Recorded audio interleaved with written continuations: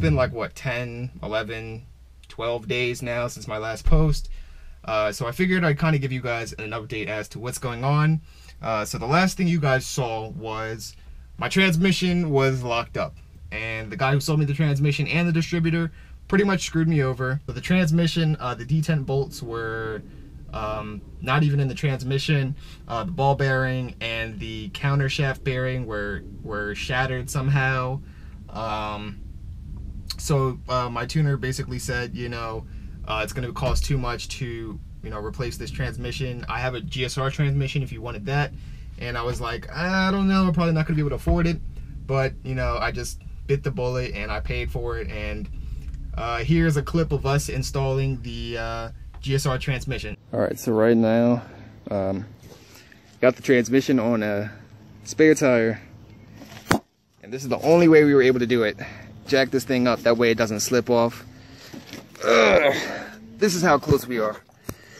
Just this close. And it's hitting the frame right down there by like not even a ½ inch.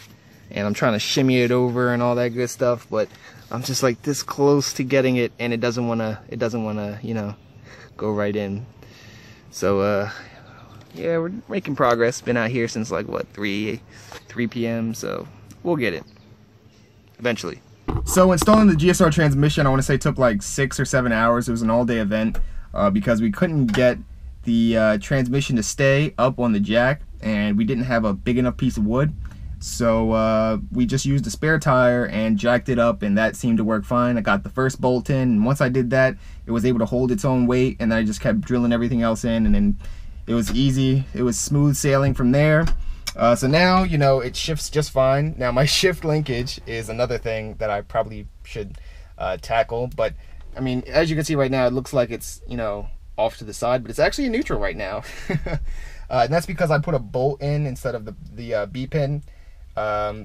So that's why it looks like that. It goes in all the gears just fine. I've driven the car. I should probably mention that too.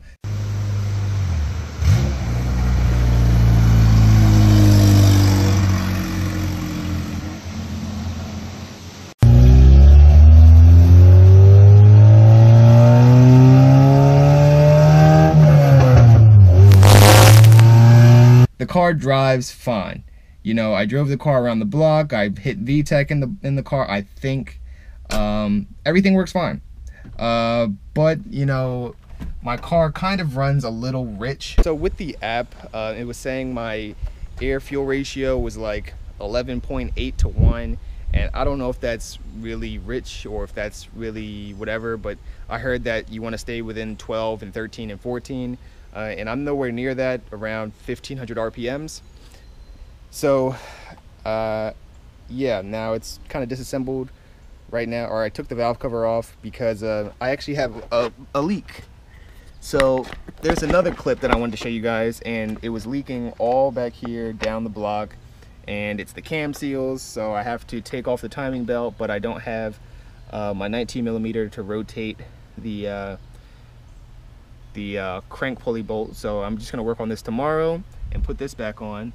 But you know, everything besides that, everything's fine. So yeah, as you can see, it drives just fine.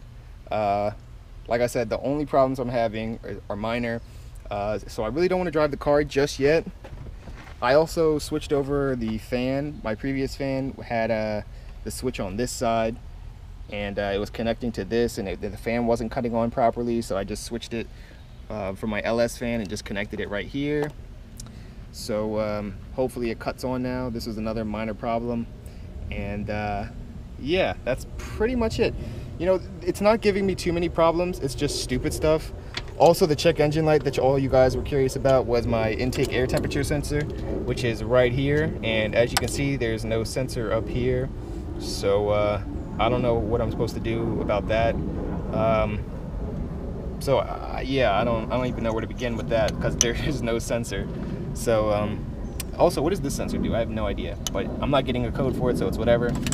This is the only code I'm getting, and I don't know what I'm supposed to do. Am I supposed to like buy a sensor and just slap it on here? I don't know. Let me know. So that's the video. I have a few more clips that I want to show you guys, so I'll post them up somewhere in this video if you already probably saw it.